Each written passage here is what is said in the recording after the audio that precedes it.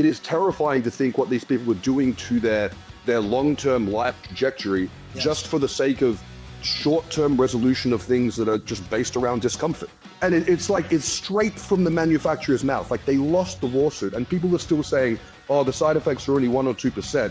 When you actually look at the proper data, it's more like 11%. I can feel my blood pressure jacking up as we even talk about this. Known 2 people in my life, both from underground forums, who I never met in person, but I've had many conversations with them over 5-7 years, who literally killed themselves from post-finasteride syndrome, which, is not a myth anymore. This is a very, very, established. There are hundreds of thousands of men around the world that are dealing with this. And I mean, like I said, in a worst case scenario, you could take, finasteride / dutasteride, even minoxidil, if you're taking a really strong over-the-counter 3% preparation, and 2 weeks later, fucking kill yourself. That is how gnarly these drugs are. And yet, dude, they're just prescribed like fucking sticks of gum. Dave, there are millions of women on DHT inhibitors. That's what's so insane for hair regrowth and hair loss stoppage. It's insanity. The DHT inhibitor stuff infuriates me for a number of reasons. I can feel my blood pressure jacking up as we even talk about this. I've done a whole bunch of rebuttal videos, like reaction videos, where guys talk about the studies on how that these DHT inhibitors are benign, and you actually open the studies and go through it, and it's like, my friend, you don't understand how to read literature. But no, they don't. The thing that irritates me, we live in a world where gaslighting become like second nature, I feel. And I've watched these videos. There's a company in Australia called Pilot, which can go fuck themselves. And they do a lot of direct-to-consumer finasteride marketing on Facebook. And naturally, they sell you the ultimate combo of, here's some finasteride and here's some Cialis. Because we're going to need that, right?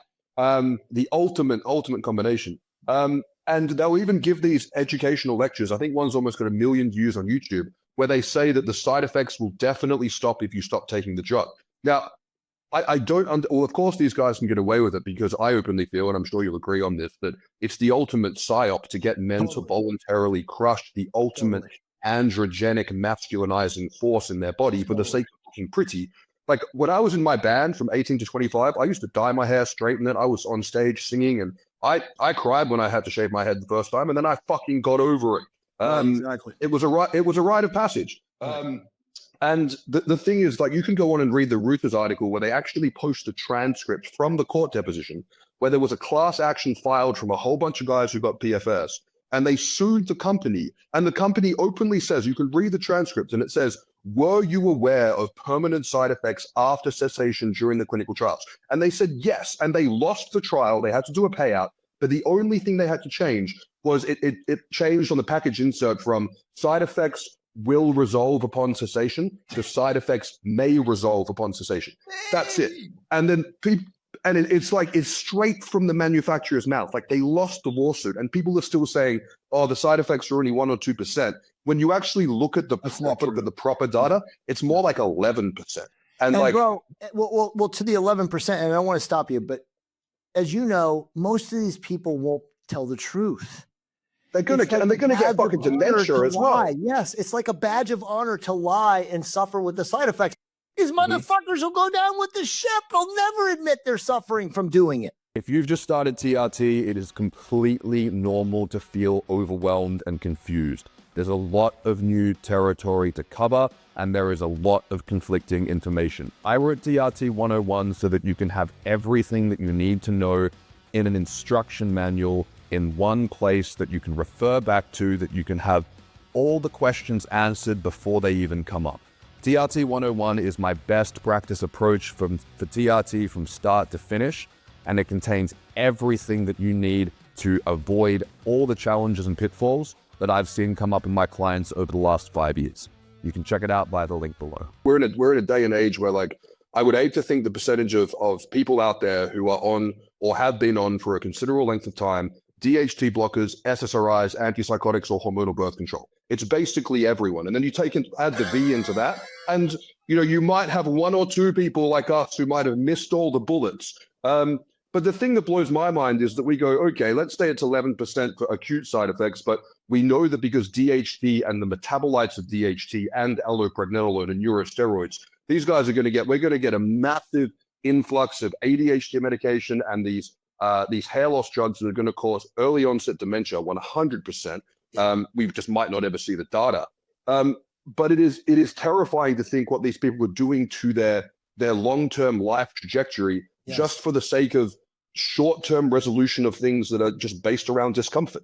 And by the way, only 50% of people actually have symptom resolution, i.e. less hair falling out. And let's just be honest, bro. And you know this, and even those fuckers can't lie about this. The reason Big Pharma loves the drugs is because it's one of those drugs where it's like, if you stop using it, all your hair falls out. That's my number one education. When they message me, okay, I understand it. I believe you. I've been lying. I do have sexual dysfunction. Without 30 milligrams of Cialis, I cannot get wood. I'm not interested in my wife. I mean, again, when you pry and they trust you, they'll start telling you the truth. Then it's like, okay, what do I do? How do I get off of it? And so I coach them like 3 weeks of the angiogenic peptide based, separate with your, whatever DHT bullshit you're taking at night, and then eventually get your scalp health to a point where you can withdraw. But bro, if they withdraw in cold turkey, all their fucking hair falls out. So these guys who've been on them for a long time, they know. And so it's like, again, it's like what Keith was saying last night, the belief, perseverance. Like I have to stay on it because if I don't stay on it, I lose all my hair. Think about that. Yeah, absolutely. Keith had another great quote where he was talking about how like people, you can't uneducate people on things that they've been taught that are not true. Unlearn. Because they can't unlearn because there's this resistance there. And like, I understand that because I remember when I was reluctant to unlearn a bunch of things, I was just like a whole bunch of people. I was convinced that I was the 1% that needed to take the AI. But then I looked around and realized, hang on, we all think we're the 1%. And maybe I just need to push this through. And I really think when we look at the guys who are swearing black and blue from the AI thing, I understand why they think they need it because they're looking at a situation and they're going, I don't feel like enough of a man. I'm taking a whole bunch of testosterone and I still don't feel masculine. And that means if I block the estrogen, I'm going to feel like more of a man. And like, I get that in terms of like how you arrived at that conclusion. It's wrong, but I get how you got there. And it's like what these guys need to understand is going, hey man, you've spent your identity, your consciousness, your neuroarchitecture, everything in your body has built and adapted around this hormonal pseudo-hermaphroditic state. And now you're going to have to go through a new puberty. And basically, you look at puberty. It's like, I often make the joke, I go, you're like the 12-year-old who's hit puberty 6 months ago and he's wondering why he doesn't have a full bush of pubes. Like, it's like you're thinking that puberty is going to finish overnight and it's not. And it's like, these guys need to understand is going, hey, you just started taking testosterone. You haven't looked after your body. Your identity and your consciousness is formed around fear from having low testosterone and going through a world knowing that you're not quite rich. It's not going to take 5 or 6 months. It's going to take 5 or 6 years. Like I've been on it for almost 7 years now. You've been on it for fucking ages. 22 years.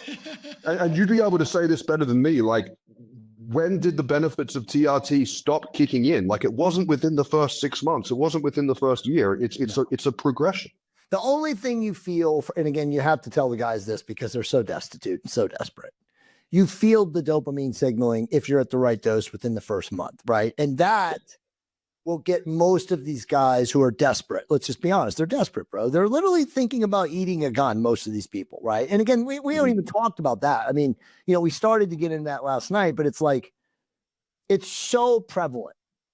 This is so ubiquitous. I mean, this is now a global phenomenon. Again, we know it's designed if we want to get into the aliens or the hybridization or whatever the fuck they're doing to emasculate the male species. I mean, you and I said this on our last podcast. I mean, it's clear if you have a fucking brain, if this is, you pull out your Hegelian dialect, why would you make the men weak? So they can't fight back when we get to the place where we ultimately want to go, which is like to enslave the human species, biobots, robots, transhumans, whatever the fuck it is. I mean, it's all going on around us. There's all these different timelines, but it's very clear that it's been always about decimating men, quote unquote, empowering women. But this is an inversion, right? Because women they don't need to be empowered. They need to be the creative, divine feminine. They need to be the nurturer, the maternal woman, not the woman in running the corporate business as a CEO. That's not what women were programmed to fucking do. I mean, this has been an ongoing attack on the male and female biological species functioning since at least, bro, the 70s, right? Like once they figured out they didn't have to send us off to the battlefield to slaughter us, they could just do it through chemicals, through the food, through the water supply. I mean, bro, like we get really deep on this, like right now, like we are the pineal for all of us is so encalcified. It's so closed over. And it's not just from this current life, bro. It's from the past lives. I mean, they started doing this to us, at least 150 years ago.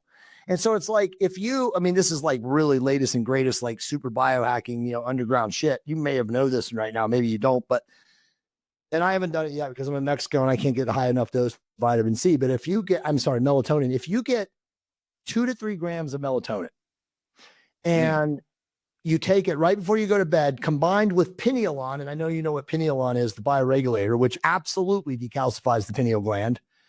Bro, I'm hearing stories that you can legitimately go to sleep for 45 minutes and literally astral project, be out of your body, total control.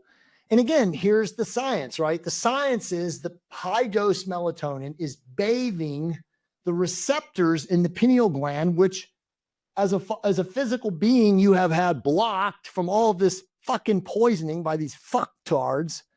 And so now it's like, oh, I'm not blocked anymore. I have all this melatonin, which we already know what melatonin does. I mean, it's unbelievable. But I mean, again, this is a super high dose. I mean, most people, Russell Ryder, who's like the leading melatonin doctor researcher in the world, he takes like 400 milligrams. I'm talking 2 to 3 grams, right? And then combined with pineolon. But dude, I'm telling you, I talked to a lot of people that have done this and they're like, no, you can absolutely do it. You don't even have to be a meditator. If you're a meditator and you're somebody that actually works on your internal game and connecting your higher self, it's even that much better. So my wife and I are super excited to get back to Florida and actually get bulk melatonin, and do this. But I mean, again, dude, like it's so obvious. This has always been an attack on our divinity. This is a war between good and evil. And I know good and evil outside of the third dimension is a, linear phrase, but let's just be honest. It's like, again, if you want to look at it as dark versus light, parasitic versus creative, whatever you want to call it, that's what is ongoing here. And it, right now, bro, I would say that it's still a coin flip and who's going to win. I think like one thing that I really struggled to, I guess, integrate positively was when someone taught me, and it was a guy who was doing a stick and poke sleeve with me. I spent about a month with him, and he made this fascinating point that completely rocked me. He goes, "It doesn't matter if Satan exists or not, because if Satan doesn't exist, people will still sacrifice people to him. It doesn't matter." And that's the ultimate point in terms of people being like, well, if it is or isn't satanic, it doesn't matter if people are trying to do satanic shit. That's exactly right.